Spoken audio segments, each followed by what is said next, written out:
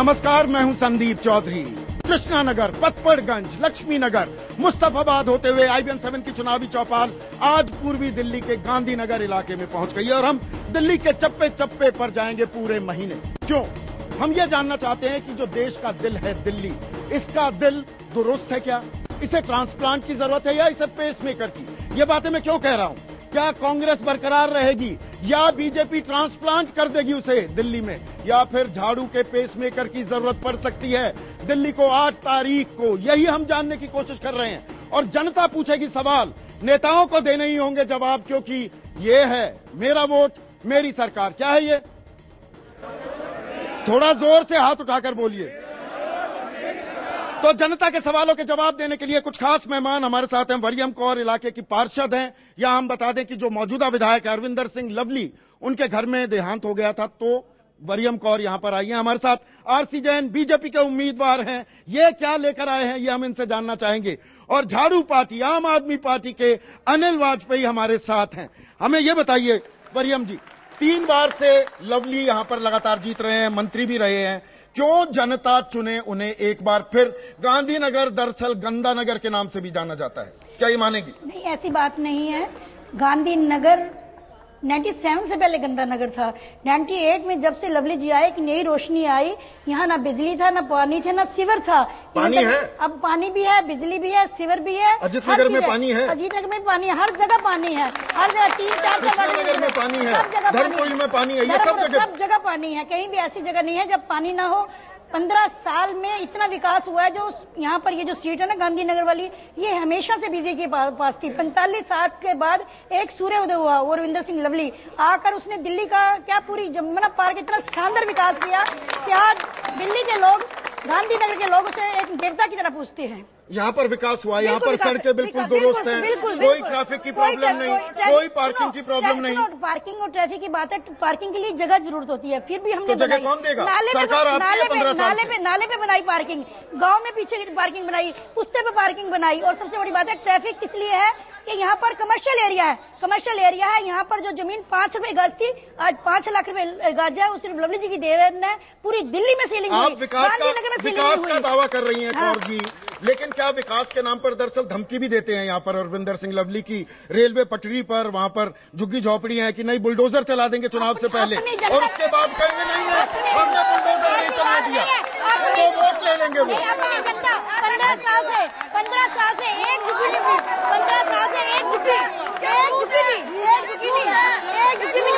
पूरी झुग्गी वही है, सारी झुग्गियां वहाँ है। एक झुग्गी 15 साल से नहीं गई। किसी का घर नहीं टूटा, किसी का मकान नहीं टूटा। 15 साल से दबाव की राजनीति, धमकी की राजनीति हावी होती है। अपनी जनता के लिए लड़ना पड़ता है, अपनी जनता के लिए लड़ना पड़ता है। आप क्या लेकर आए RC जैन साहब? मुझे ये बताइए, आप तो लिस्ट में ही नहीं थे, आप तो दौड़ में नहीं थे, ये हर्षवर्धन जी की कृपा है क्या कि आप उम्मीदवार बन गए? पहले एक बात का सवाल का जवाब दूंगा। अभी मेरी बहन जी ने कहा कि पानी है गांधीनगर में, है पानी, पर वो नलों में नहीं है, आंखों में है लोगों की पानी, वो लोगों की आंखों में पानी है। दूसरी बात जो ये कहते हैं, सुनिए, देखिए, बोलिए, ये नैतिकता है, ये कांग्रेसों की नैतिकता है कि दूसरे को बोलने नहीं दे रहे। ये कांग्रेस की नैतिकता है कि दूसरे को बोलने नहीं दे रहे। ये गुंडागर्दी है, ये नैतिकता नहीं है, ये गुंडागर्दी। इसी गुंडागर्दी के दम पर इन्होंने पिछले 3 चुनाव जीते हैं। क्या हर्षवर्धन के दम पर आपको टिकट मिला? हर्षवर्धन के दम पर नहीं। मेरे से पैसे मांगे गए 98 में जब ये टिकट मिला था, और एक भारतीय जनता पार्टी ऐसी है जिसने इस गरीब आदमी को बिना पैसे का टिकट दिया। एक भारतीय जनता आप पार्टी। तो कांग्रेस में थे अनिल वाजपेयी साहब, कांग्रेस से झाड़ू क्यों पकड़कर आप निकल पड़े मैदान में? साहब, मैं कांग्रेस में था और मैं RWA का फेडरेशन का प्रेसिडेंट था। भागीदारी में शीला दीक्षित के बढ़े हुए टिकट नहीं मिली तो आम आदमी में आ गए। मैंने मैं तो शीला दीक्षित का पुतला जलाया है और बिजली के बढ़े हुए रेटों और पानी के विरोध में शीला दीक्षित का विरोध किया है। तब मैंने पार्टी बिजली छोड़ी का है। आपने अच्छा किया, जिक्र कर दिया। बिल्कुल किया। आप वो आदमी थे जो प्रशांत भूषण और शांति भूषण के बिजली के बिल जो उन्होंने पे किए, आपने वो खुलासा किया, उसी पार्टी में चले गए आप। देखिए आप उनकी ईमानदारी को धज्जियां उड़ा रहे थे, आप उनकी ईमानदारी की धज्जियां उड़ा रहे थे। अरविंद जी ने कहा है कि मैं ऐसे आदमी को टिकट दे रहा हूँ जो मेरे लिए लड़ सकता है जाके, और इसलिए उन्होंने प्रशांत भूषण और शांति भूषण के होते हुए आप कंफर्टेबल हैं, बहुत कंफर्टेबल हैं। बिल्कुल है, क्यों नहीं? आप उन्हीं की चोरी उजागर कर रहे थे कि औरों के तो बिजली कनेक्शन जुड़वा रहे हैं, अपने बिजली के लिए पैसे दे रहे हैं। आप मेरी सच्चाई बात है नहीं सुनिए, है। आप मेरी बात सुनिए जी। अगर मैंने उनकी किसी बात को अगर गलत किया है तो ये बात अच्छी थी, उन्होंने मेरा सिलेक्शन किया यहाँ पे, आज मुझे पार्टी का उम्मीदवार बनाया, तो ये सच्चा आदमी है और सच्चा आदमी जाके लोगों की बात पूछ के रख सकता है। चलिए, मैं यहाँ पर आप लोगों से, मैम थोड़ा पीछे हो जाइए, थोड़ा पीछे हो जाइए, अभी अब कुछ सवाल ले लेते हैं। आप सवाल पूछना चाहिए। भाई साहब, मैं तिलक सहगल हूँ और गांधीनगर में 50 साल मेरी उम्र हुई है, पैदा मैं यही हूँ। मैं सिर्फ जितने मेरे प्रतिनिधि आए हैं, मैं छोटी सी बात पूछना चाहता हूँ कि हम इलेक्शन तो क्यों लड़ते हैं और किसके लिए लड़ते हैं। और अगर एक मिनट भाई साहब, जनता के लिए इलेक्शन लड़ते हैं। आज से 15 साल पहले जितने नेता थे, चाहे वो बीजेपी के थे, छोटा सवाल पूछिए, भाषण मत दीजिए। अच्छा ठीक है, 15 साल पहले जो थे, और हम चुनते हैं अच्छे आदमी को। जब अच्छा आदमी यहाँ पर है, यहाँ पर बिजली है, पानी चलिए, है, आप तो लंबे ये पूरी की बात। जी सर, पूरा दिल्ली, एनसीआर, नोएडा, गुड़गांव सब जानता है कांग्रेस में सबसे मजबूत दावेदार लवली है।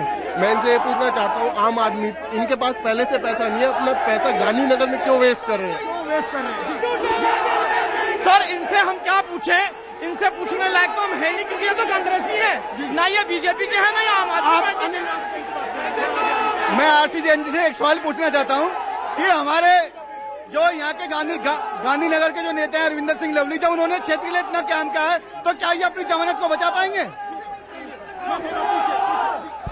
एक चीज पूछना चाहता हूँ, मैं इन लोगों से ये पूछना चाहता हूँ कि ये जो दोनों कैंडिडेट हैं या तीसरे कैंडिडेट, ये तो तीनों कांग्रेस के हैं, हम लाएं किसको? मैं ये कहना चाहता हूँ कि ये जो पार्टी है, चाहे वो आम पार्टी है, चाहे वो बीजेपी पार्टी है, क्या उनके पास कोई कैंडिडेट ही नहीं था? मैम, क्या महंगाई आपको खा रही है? बिल्कुल, महंगाई सभी को खा रही है। मैं ये देख रही हूँ कि जो सत्ता पर आते हैं, सत्ताधारी लोग चंद सीटें जो लेकर बैठ जाते हैं और वो सोचते हैं कि हम अपने ही बेस पर महंगाई और कितनी परेशानी हो रही है आपको रसोई चलाने में?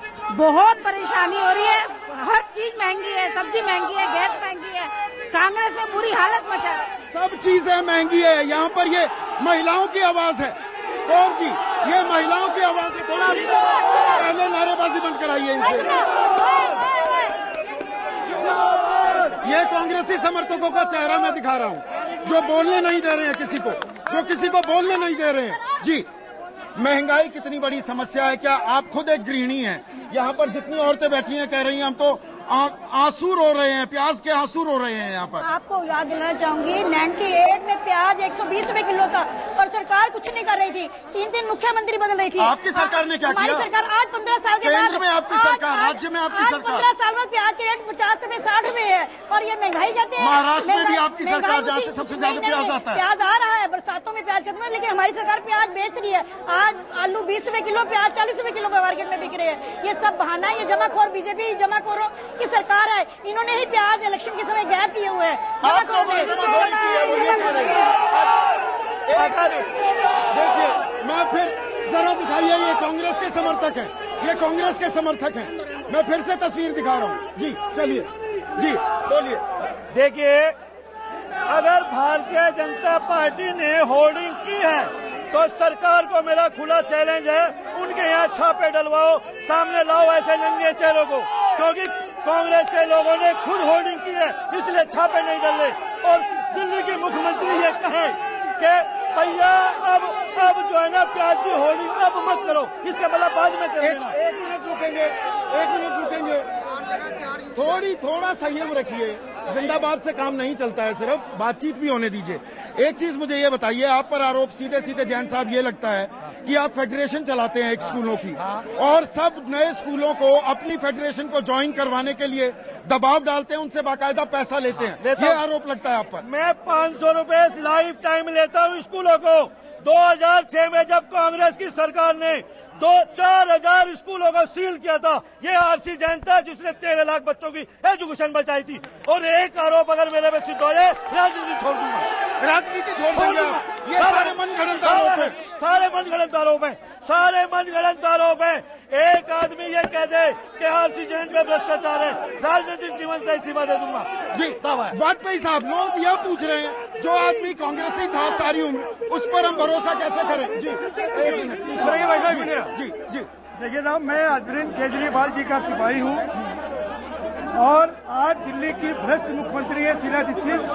और अगर हमारी सरकार आई तो 15 दिन के अंदर ये सारे मंत्री चाहे लवली हो, ये सब जेल होंगे सारे। कोई तजुर्बा नहीं, कोई संगठन नहीं, कांग्रेस के आदमी कोई तजुर्बा नहीं, कोई संगठन नहीं।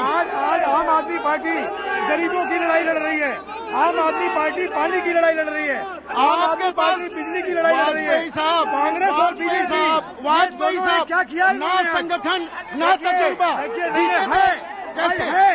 आज कांग्रेस ने कुछ नहीं किया, ये बीजेपी के लोग बैठे हैं। एक लड़ाई इन लोगों ने नहीं लड़ी है।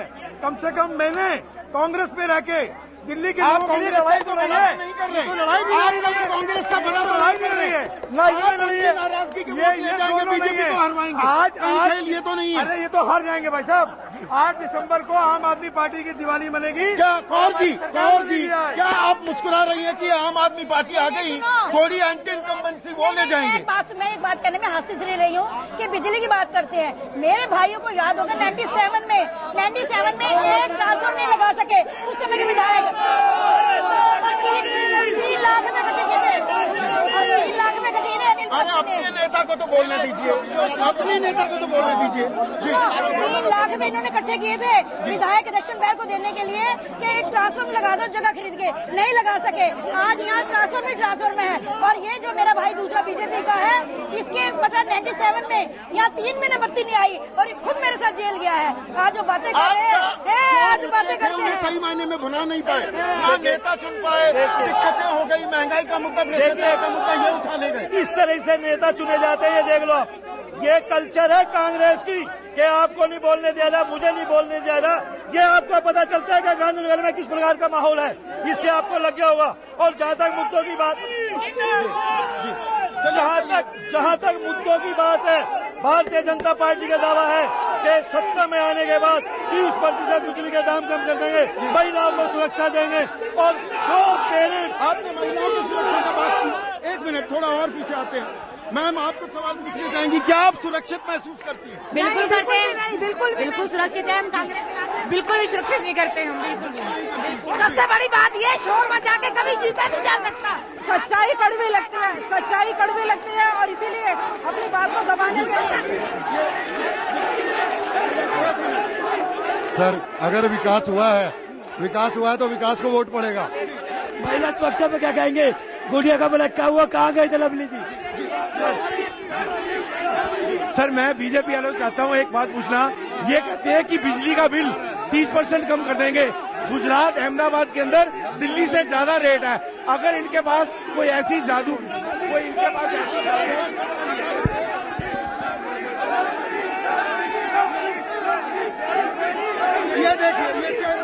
ये चेहरे देखिए, ये कार्यकर्ता हैं,